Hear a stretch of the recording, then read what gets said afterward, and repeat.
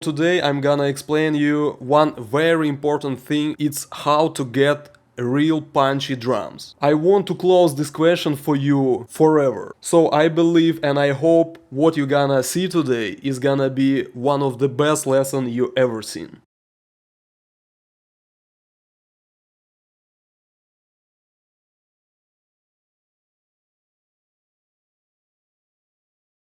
Hi guys, it's Andrew Zeleno again. I'm a professional audio engineer with more than 10 years of experience in the industry. Also, I teach people how to work with audio more than 4 years on the internet. My course is really unique because we always compare your homeworks with the best sounding songs in the world, made by guys from top 20 audio engineers. And in real time, I show you how to get on the same level.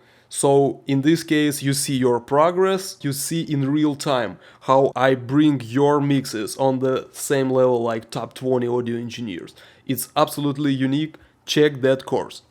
Today I'm gonna explain you one very important thing in modern music. It's how to get real punchy drums. One of the most important part in this process is parallel compression. If you think you know everything about parallel compression, just watch my video. I think you can be amazed. You know, I always believed that parallel compression is kind of a mystic thing. A lot of people don't understand correctly. A lot of people think up a lot of explanations for this very simple trick. Parallel compression works like this. You copy your original instrument or whatever you want and you just compress your copy. And then you blend them together, original sound and compressed sound. That's it. Also it's called New York style compression, and people very like how parallel compression works. It's not always a right decision to use parallel compression. People always do in the next way. Listen to the snare. They always try to listen to without parallel compression and with parallel compression. And it's always better with parallel compression. Let's try it out. So I used very famous, historically proven SSL master bus compressor.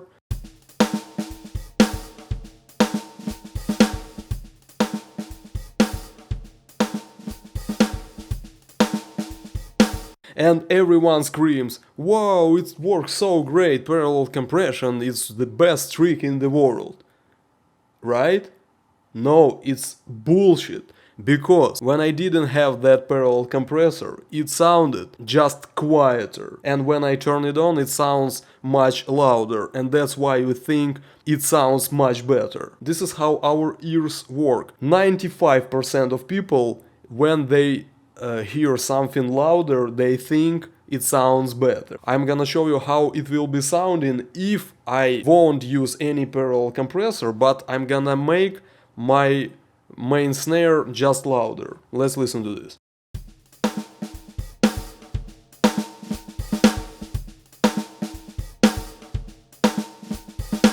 Not bad, right? Without parallel compressor. So always match your levels. Only then you can realize if it sounds better or it's just illusion. So let's go to our main topic. Teachers always teach in this way. It sounds better, do this, do that, turn this knob, turn that knob. How I teach, I always start with our goals. The real professional audio engineer mixer always think why he needs to do something. Not just because somebody does the same. Not just because it's a cool trick. You always need to understand why you need to apply something. So first of all, you need to understand what goals of every process in audio engineering. My students write them down on each topic and they do homeworks, and only then they start to realize where in what situations they can apply something.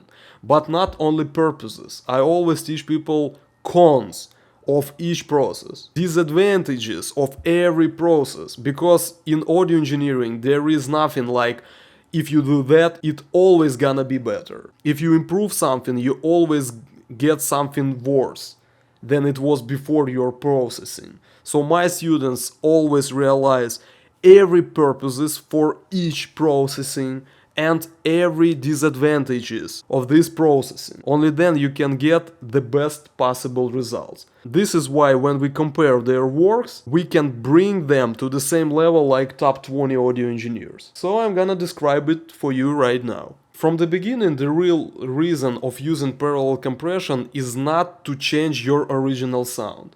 Because when you use regular compression, if we can say like that, you always change your sound. Sometimes you need to keep your original natural sounding sources. That's why you use parallel compression. You need to realize that if you compress your source, it's gonna be something different. If you compress only copy of the source and you blend these two tracks together, you still have some percentage of your original sound. This is the main reason when you need to apply your parallel compression.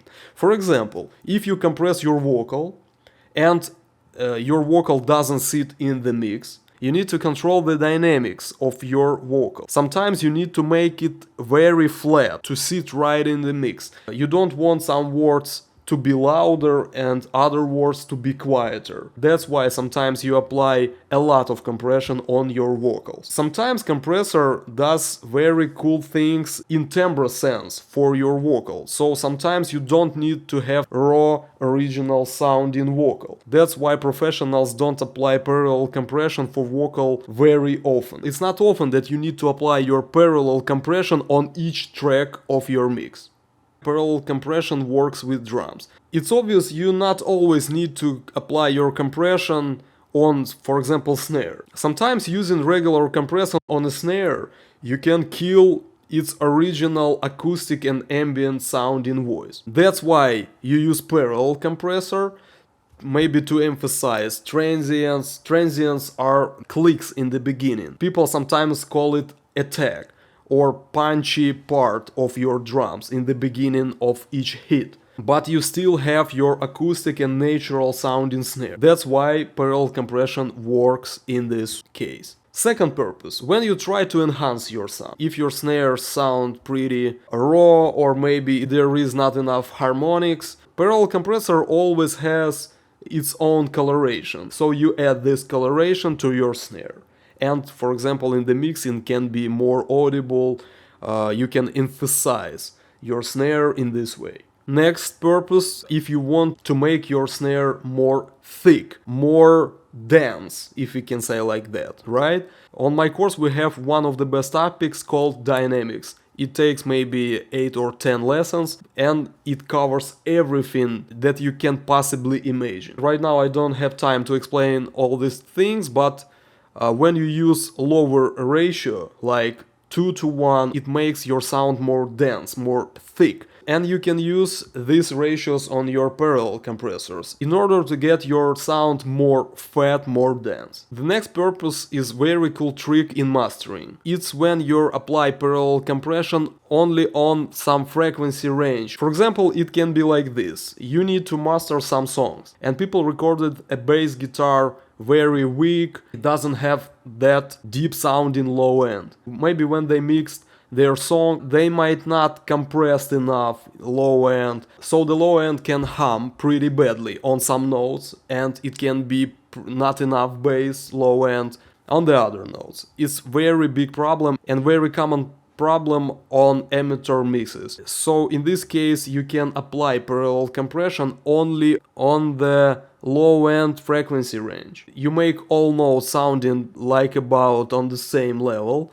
You make them fatter, deeper, and then you can adjust the volume of whole low end according to other frequency ranges. And this is how mastering works in this way. Right now it seems like parallel compression is absolutely amazing thing. No, it's not right, because when you use parallel compressor, sometimes you can get more dirty results. Using that parallel compressors, you can put too many harmonics, too many noise in your sound, because when you push your compressors hard, you always bring low levels higher.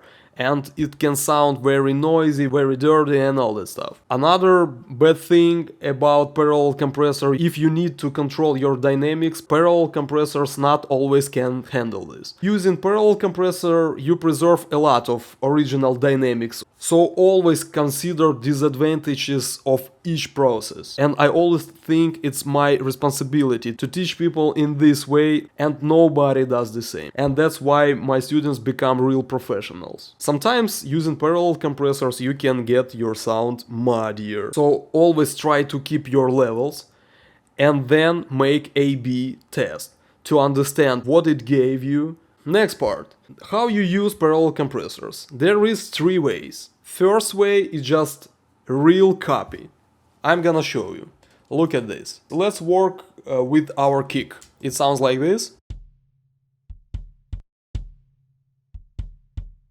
You apply your compressor only on the copy. Then you are trying to figure out what kind of parallel compression you want. I'm gonna explain everything just a little bit later. Right now I just want maybe to emphasize my transient.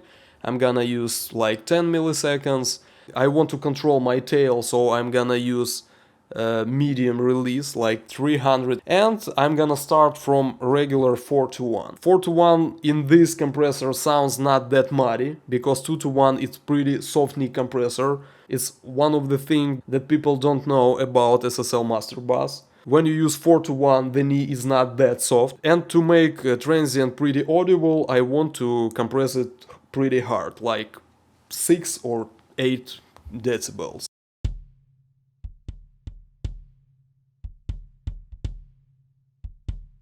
And then I can blend them. It's better to do it in the next way. Start it from -infinity and you make it louder.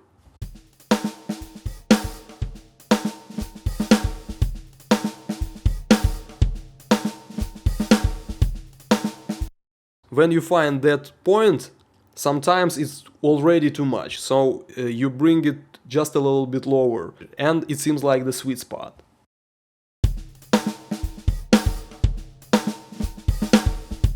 The second way how you can do it, using aux buses. The green one is my aux bus. I already have my SSL parallel compressor on this aux bus. I'm gonna send my kick on this aux bus. It works the same like copy of your track. Sometimes people don't understand how sends work. It's very easy. It's like pipes with water. You just put some additional pipe to your main pipe. And then the same water goes with that pipe and new pipe, and they meet on the master bus. You can put something on your water on the second pipe, like our parallel compressor. You can change the consistency of your water. Maybe you can salt it, you can color this water in red color, for instance. And then that uncolored water you blend with red water together and you get some new water in the end. So right now I'm gonna create that sound from my kick track, like this track, aux, right? And right now I'm gonna decide what level I need to use. In this case we work in the next way. You need to push your compressor with that level. Let's make it. Right now you can mute your aux track to understand what it makes to your mix.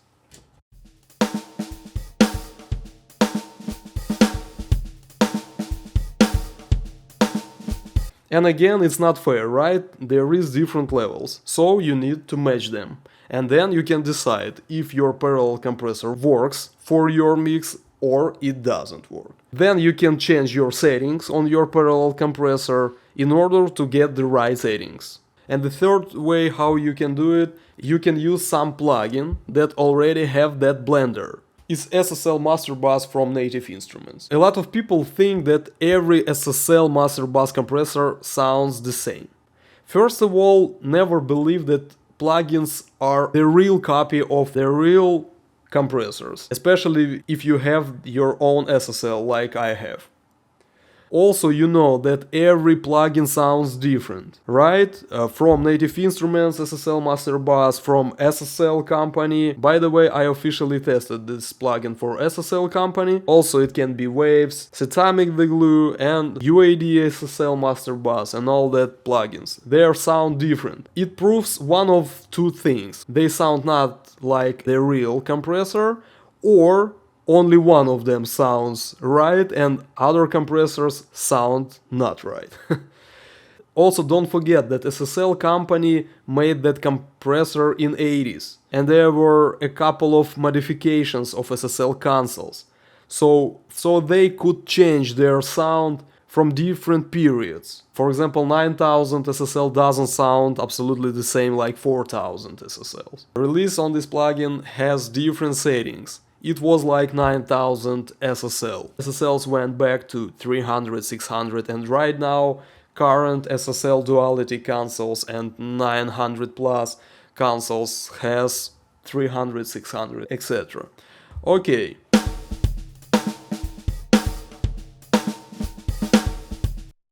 And it's not parallel compression right now. Here we have this knob called dry. It means dry signal. That signal that wasn't compressed. And you can blend that uncompressed signal to this signal.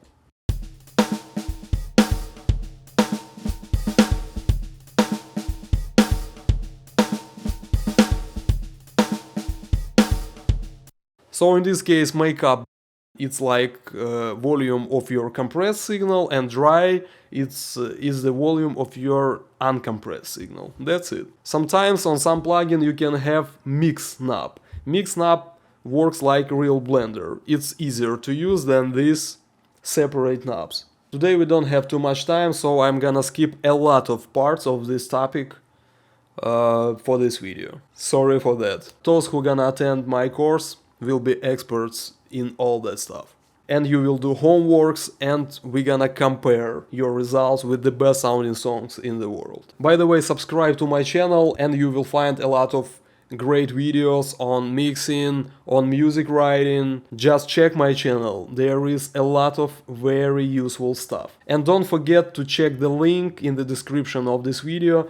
There you will find the link to my website and you can read about my course. Next thing that a lot of people don't understand. You can work in two ways. First, when you try to preserve your original dynamics, your original sounding instruments, and you can put just a little bit of parallel compression to your sound. And you can make thicker sounding, you can make your sound more colored, but you can work in different way. Your compressed signal can be the main signal, and you can blend just a little bit your original sound. In this way, you need to consider this process like trying to restore your original sound, but you still need that compression, that emphasizing of your transient or controlling your dynamics. What I'm trying to say, you always need to consider what the most important part of your parallel compression. Compressed signal or uncompressed signal. On the courses, in audio schools, on the internet, nobody talk about it. You have your purposes. For example, you choose some purpose like,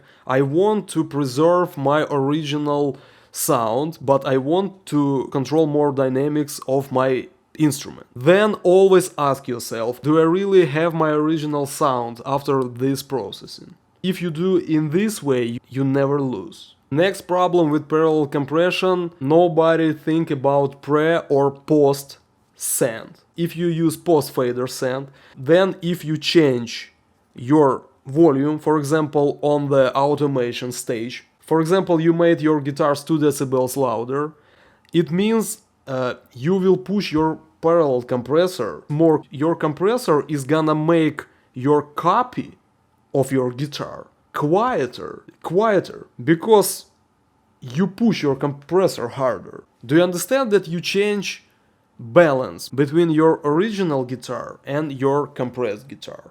How do you think, how many people think about these things? I think maybe 3.25. If you use presend. So in this case, when you make your guitar louder, it means it doesn't affect your compressor. Your original sound of your guitar is gonna be louder, but your compressed sound is gonna be on the same level. And you change your balance. Right now we don't have time and I'm not gonna resolve this problem for you, but I asked this question. It's already a big deal for you. So never consider like it's very easy things, and my students get homeworks on this topic and then we can resolve all questions. Right now it's very interesting part. I'm gonna show you historically proven compressors. First of all, what you need to do is you need to correct your levels. It's very important to work with faders because sometimes people who mix, you always try to use some plugins, some magic techniques, right? But you forget about the main part of mixing. It's working with your levels. So first of all, let's make it. So I'm gonna mute my head, overhead and rooms, and I'm gonna match my levels right here.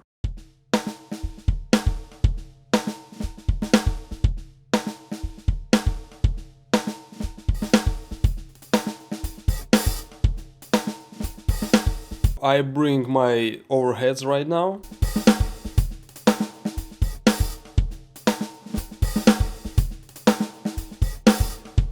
And room track.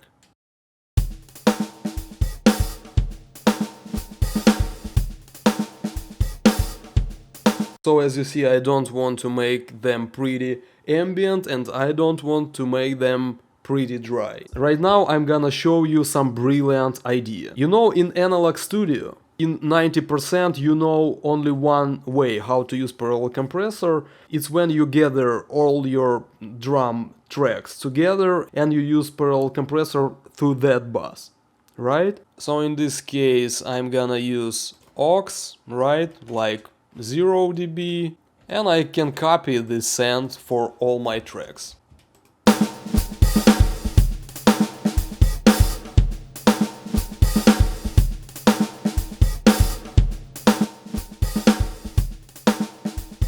Then I'm gonna blend.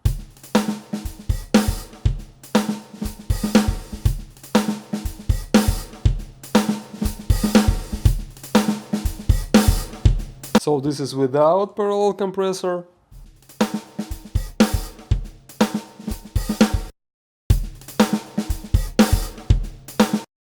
Okay, right now I want to emphasize my transients. For instance, this is how your wave looks. So you have that pretty high frequency punch in the beginning, like click. Then you have your main transient. And then you have your tail of your drum, like this. When you use very short attack, it works like this. Your compressor starts to compress your drum instantly, from the beginning. In this way, your main part, including your transient, is gonna become quieter. Like this. So as you see, your drum became quieter. That's it. What you can achieve using 10 milliseconds on attack. Your compressor kind of sleeps 10 milliseconds before it wakes up and screams, "Oh my god, I'm too late, I need to compress it right now." This range is like 10 milliseconds. So your compressor starts only from this point. And it makes your tail quieter. As you see right now, the starting part of your drum still loud, but your main part, your tail, is pretty quiet. You can make your drum louder to bring back your tail volume, but in this case your transient is gonna be louder. This is how you emphasize your punch in your drums. Let's compare how it sounds with parallel compressor and without.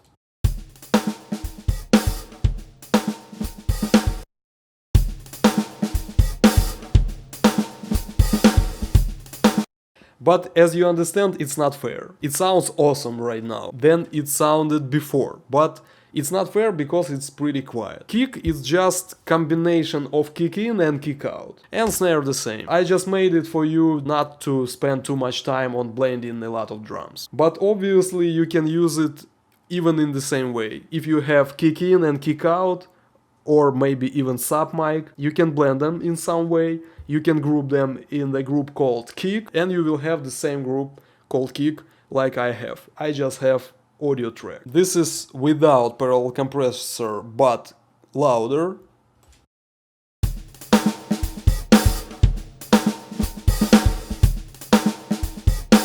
And with parallel compressor.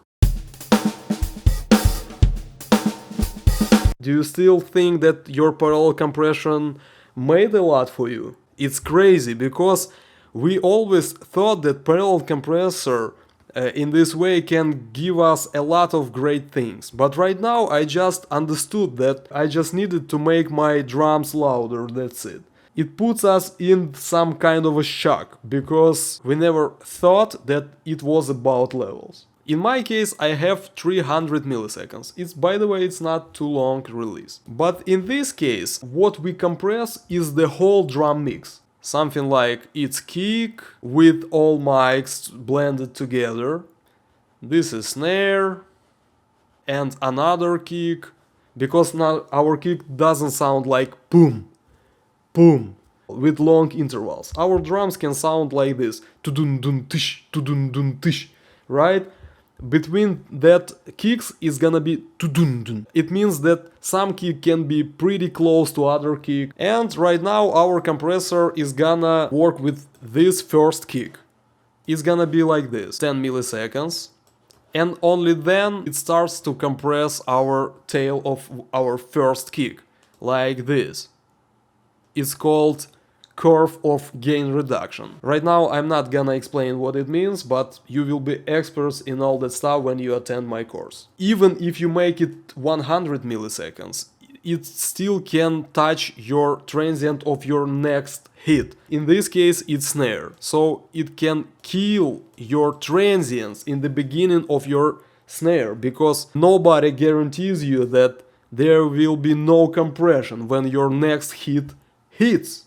You know? And then it push your compressor again. And your compressor gonna compress it again. And in this case, on this kick, as you see, distance between these two kicks is pretty short.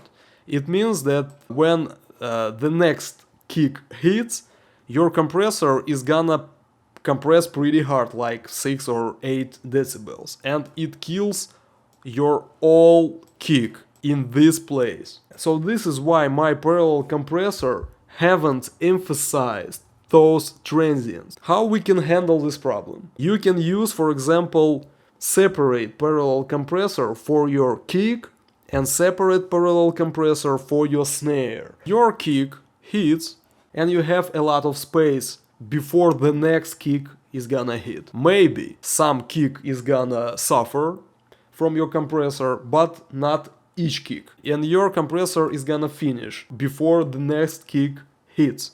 The same with snare. Your compressor is gonna work, but then it's gonna be some kicks, and this compressor doesn't work with kicks. And only after a while you're gonna have your next snare. And in this case your compressor is gonna be very successful, working on your transients. It's awesome, it's brilliant, and I don't know any teacher who mentioned all this stuff. I'm gonna create another aux. I'm gonna delete all sends from head, overhead and room. And I'm gonna use only first compressor for kick, like this. And I'm gonna do the same with my snare, but right now I'm gonna send my snare to another aux, like this.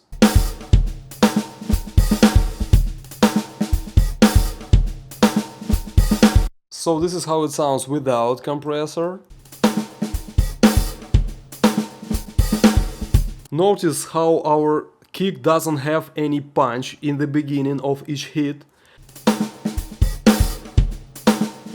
And right now with parallel compressor.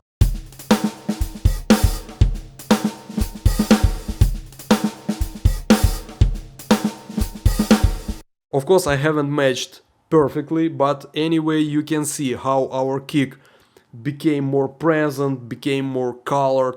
Right now it has that punchy transient in the beginning. Our snare sounds like you know, you hear it and you just love it. A lot of guys from you who have big experience can say, okay, how about sounding together, right? Very good acoustic drums sound great when they sound like one instrument. I invented for myself very cool trick. I just want to send my hi-hat, my overhead and my room to the same parallel compressor, but with very low level. I don't want my head or overhead or room affect my compressor at all. I just want to give them the opportunity to pass through that compressor, to get just a little bit of the same coloration, the same form of sound. It's kind of like -30. Do the same for overheads and for room mics.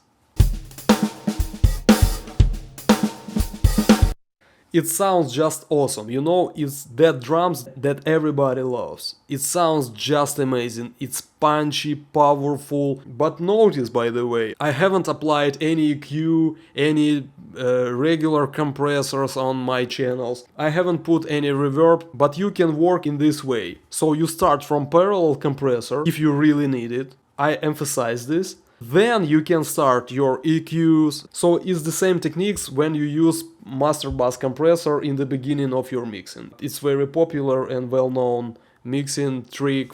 But you can do the same with your drum bus. Just imagine what you can get with these drums. It's gonna be awesome. Also, I wanted to show you a couple of more historically proven compressors, but I think we don't have time for today right now. I just want to mention them, okay? I show you Waves SSL Master Bus. It's great to use UAD SSL Master Bus, Native Instruments SSL Solid Compressor, SSL from SSL. It's awesome plugin, I'm gonna show you. I was official tester for this plugin for SSL company, and they presented this plugin for free. Also can use Cetomic the glue, also you can use Gray compressor from Slate Digital, and of course Neve Master Bus compressors like 33609, and further of this compressor like 2254 or 2264. Waves has this compressor called V-Comp. It's very natural sounding compressor that has pretty open upper mid range. This compressor doesn't have that many settings. It's the best to use like 400 milliseconds or auto release. Try to use 2 to 1, 3 to 1, 4 to 1, 6 to 1. Don't be afraid about a lot of compression. For parallel processing, it's okay. Next type of parallel compression, it's like dirty parallel compression. It's when you use 11E76 compressor in all-to-one mode or SSL Listen Mic compressor. So I soloed my kick. This is all-to-one mode. It means that it's gonna be pretty aggressive and very dirty noise results. It's so awesome and very famous technique. In this case, I'm gonna use pretty aggressive settings on attack 1 and release 7. I don't have time to explain this right now, but we will have on the course with my students. And as you see, I'm gonna compress pretty hard, up to 20 decibels. So this is how it sounds without parallel compressor and with.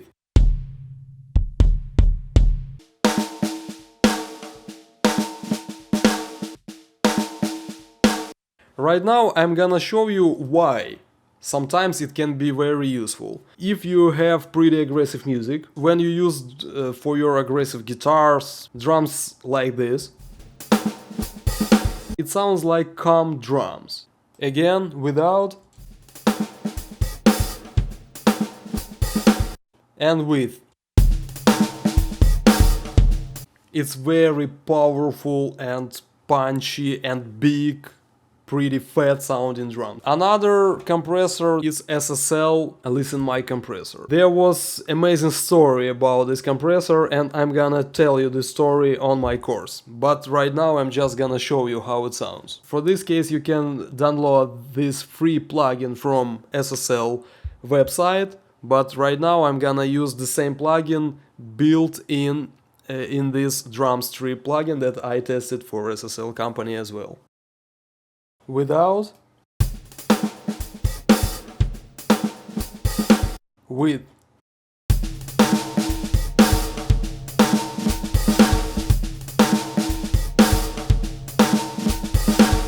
It's hello from 80s. It's very common techniques from that period of time.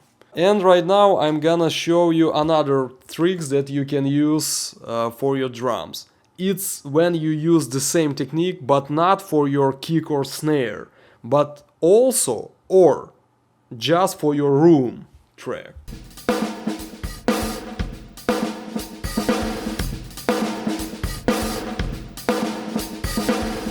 And right now it sounds like this.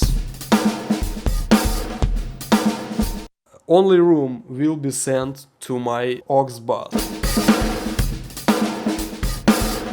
It sounds okay, but it sounds too noisy. There is something wrong with transients, you know, it sounds like pretty dirty and bad sounding cheap drums. I don't know if I really invented this, but I use it. Once I was sitting and thinking, what's going on when you blend a lot of mics of your drums together? The really interesting thing, if you understand that the distance makes a lot of things for your drum sounds. For example, if you have your mic pretty close to your snare, this mic will hear your hit instantly. But, for example, your room mics can stand from your drums like 5 meters. There is a lot of ways to put your room mics. For example, let's imagine your room mics are 5 meters from your drums. 5 meters is around 15 milliseconds. It's not the right number, but just imagine like 15 milliseconds. Our black color is gonna be our close mic. So when our snare hits, it looks like this. Our room mic here's the same, but much quieter, because it's far away from our snare. 15 milliseconds later, something like that. Like 15 milliseconds later. I emphasize transients and I compress like 20 dB. It means that my room mic is gonna look like this. It's gonna be pretty loud because I emphasize my transients pretty a lot. And right now my drums sounds like this. Notice that we have pretty noticeable transients in the same hit, and it's not on the same time. It means like double hit, and it sounds dirty. That's why it sounds that awful. I decided not to emphasize transients on my drums. Actually opposite, I want to kill transients, not to make my drums sound dirty. Instead of this, I just want to make this without any transients on my rooms, and I'm gonna blend them together as well. So in this case it's gonna be clearer. So let's try it out. I will use the shortest attack that 11E76 can allow us to use, and listen to this now. I want to bring my close mics higher and make my kick and snare more certain.